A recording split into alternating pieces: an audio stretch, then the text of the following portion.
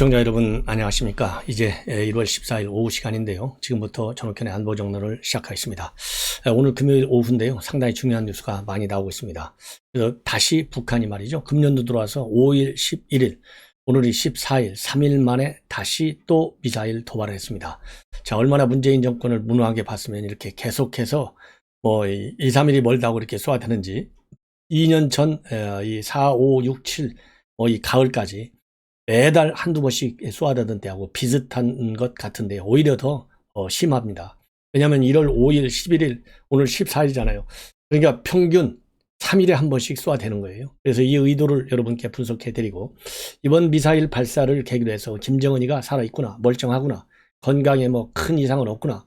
제가도 이미 말씀드렸잖아요.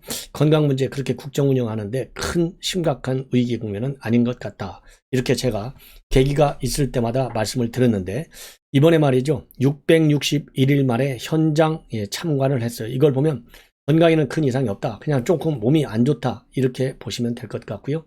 그 다음에 김여정이 위상이 급속도로 올라가고 있다. 이 두 가지가 하나의 특징적 새로운 현상이 아니겠느냐. 이런 판단이 듭니다. 그래서 이 북한의 미사일 발사와 관련된 이 국내외 여러 뉴스를 종합 정리해 드리도록 하겠습니다. 자, 그리고 또 북한은 앞으로 어떻게 나올 것인지도 한번 지켜보고요.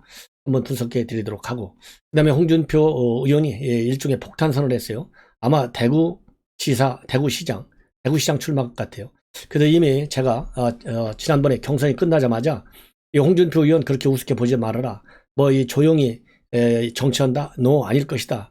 저는 대구까지는 생각을 못했고 그때 홍준표 의원이 얘기하는 걸 보고 이거는 이번 6월에 경남지사 또는 그 다음에 2024년에 국회의원 선거 또는 2027년에 대통령 선거 그 중에 어느 것 하나는 노릴 것이다. 아니면 동시 패션으로 다 노릴 수도 있다. 제가 그렇게 전망을 해드렸어요. 그 당시에 그런 홍준표 의원이 이제 경선이 끝났고 100의 정도는 한다. 그러니까 이제 갈 때까지 다 갔구나. 별 볼 일 없겠네. 이러한 전망이 주렸었는데 제가 그 당시 그렇게 전망을 해드린 바 있는데 그 당시 지난 11월 초지요. 그러니까 경선 끝나고자마자 제가 홍준표의 행로 전망해 드린 대로 홍준표가 움직이는 것 같습니다. 그래서 이 내용을 좀 더 자세히 말씀드리고요. 그리고 이 정경심 재판부 기피 신청을 결국은 이 검찰에서 했어요. 그래서 이제 파행이 불가피하다. 이러한 판단이 드는데요. 이와 관련된 또 이 관련 뉴스 여러분들께 정리해서 분석해 드리도록 하겠습니다. 우리 시청자 여러분들께서요. 전옥현의 안보정론 그리고 윤석열 유튜브 새로운 구독자를 늘려서 정권교체에 가장 정확하게 합리적으로 이 심판하는 그런 이 유튜버가 될 수 있도록 적극 도와주시고요. 이번 주 말까지 해서 35만, 구정까지 윤석열 후보는 60만, 전옥현 유튜브는 80만이 되도록 많이 도와주시면 대단히 고맙겠습니다. 그리고 제가 이번에 3월 9일 서초갑 재보궐선거에 출마합니다. 지금 여기 서초갑 당협위원장 지명과 관련해 가지고요 많은 논란이 야기되고 있어요. 그래서 어제 문자 이 서초갑 그다음에 청주 김해 이 세 군데인데요. 이거 당협위원장 임명한 것 전부 다 원인 사실상 무효다, 죄송하다. 그러나 다시 최고의 의결을 거쳐서 문제가 없다. 이런 입장을 내놨는데요. 이거 제대로 좀 검토를 해봐야 될 것 같습니다. 자, 이 논란이 많은데 여하간 저는 출마합니다. 제가 여러 가지로 부족한 점이 많더라도요. 우리 시청자 여러분들께서 정권 교체 그리고 이 무너져가는 문재인 정권의 안보체제의 재확립 그리고 말하자면 윤석열 후보 이 국내적으로는 물론이고 제 방송은요 해외 동포들이 또 많이 봐주고 계십니다. 해외 동포들의 투표 이 참여가 굉장히 중요합니다. 그런 측면에서 제가 불철주야 이 온라인 오프라인으로 열심히 정권 교체를 위해서 뛰고 있습니다. 시청자 여러분들께서요 많이 도와주십시오. 그리고 또 이러한 외교안보 정책과 관련해서도 제가 선대위에서 직접 활동을 하고 있습니다. 시청자 여러분들께서 저의 이 온라인 오프라인 속에서의 윤석열 정권 교체 열심히 뛰는 만큼 이러한 점을 10분 감안해 하셔서 이번 서초갑 선거에서 제가 반드시 공천을 받아서 당선이 되도록 적극적으로 도와주시면 대단히 고맙겠습니다. 자, 이번에 그러면요 이 북한 미사일 발사 지금 세 번째 발사했습니다. 이 발사 시간은 오후 4시 7분입니다. 국방부 출입기자들한테 문자를 보냈어요. 그래서 금년도 들어서만 1월 5일, 11일 이렇게 3번이 되고요. 이 극초음속 미사일 발사와 관련해 가지고는요. 2021년 9월에 한 번 있었고요. 그 다음에 1월 5일, 11일, 이번 14일 총 4번에 이르르고 있습니다. 그리고 최근에 이 북한이 이 성명문을 발표한 걸 보면 말하자면 최종적으로 이제 안정적으로 성공이 됐다, 이런 입장을 밝힌 바 있어요.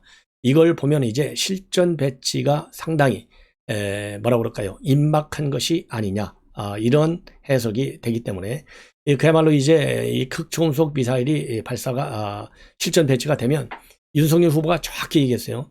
서울까지 1분 정도밖에 안 걸립니다. 정확하게 한 1분 30초 정도 청와대까지 걸린다고 하는데요. 전문가들 얘기를 보면.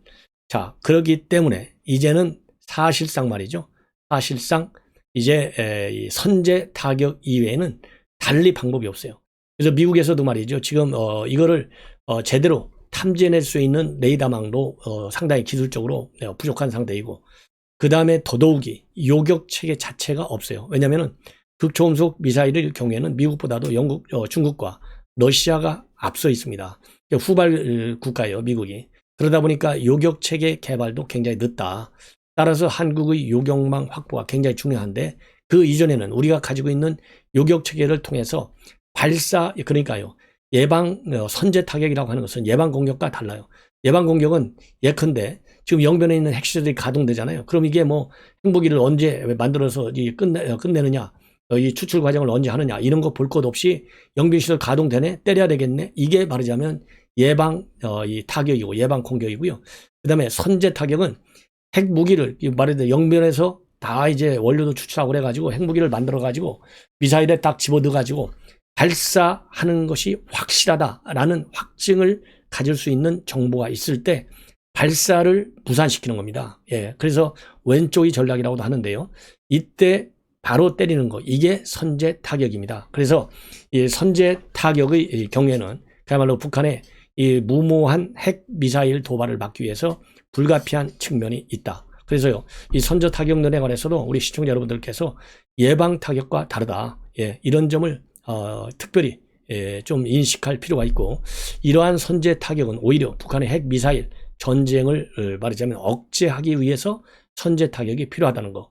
그리고 선제 타격은 문재인 정부도 이거를 인정하고 있는 전략이라는 점을 꼭 기억하시기 바랍니다.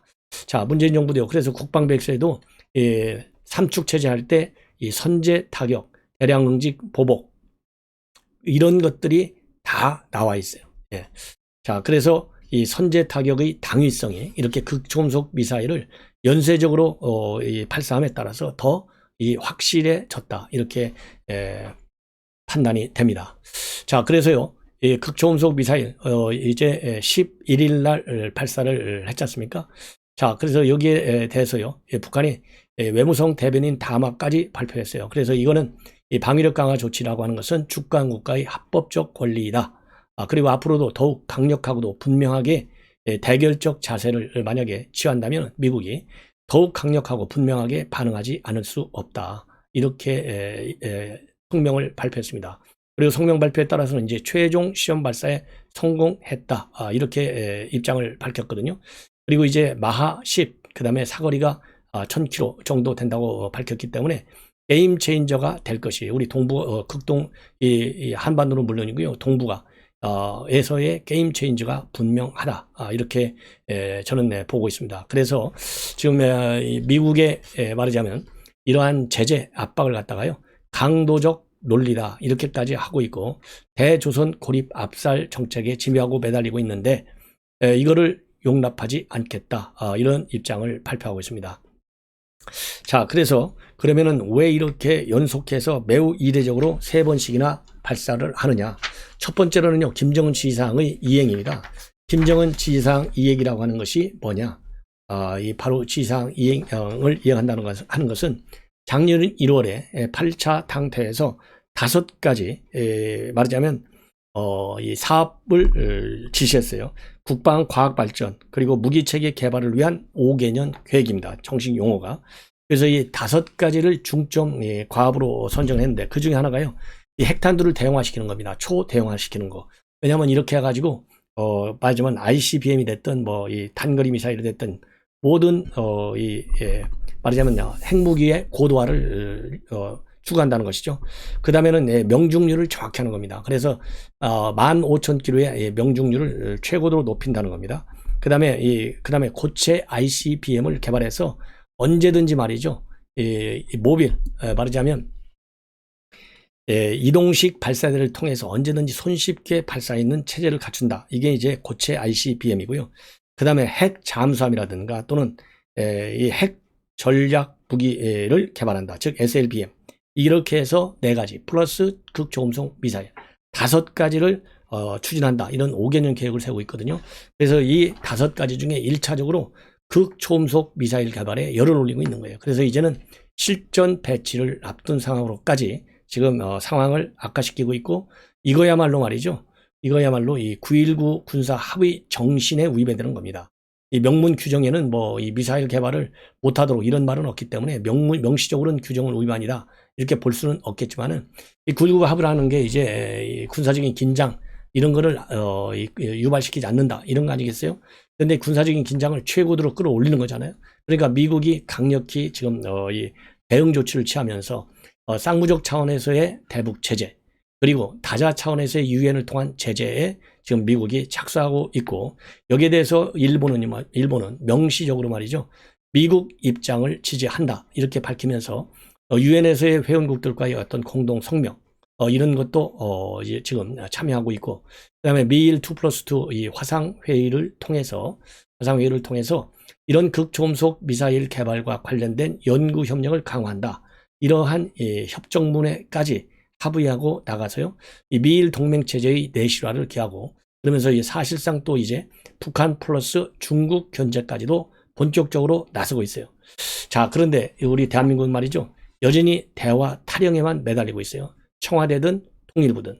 그리고 국방부는 아직까지도 극초음속 미사일이다 이런 말을 안 쓰고 여전히 탄도 미사일이다. 그래서 김정은을 자극할까 봐서 쩔쩔매는 대한민국의 국방 안보 당국이다.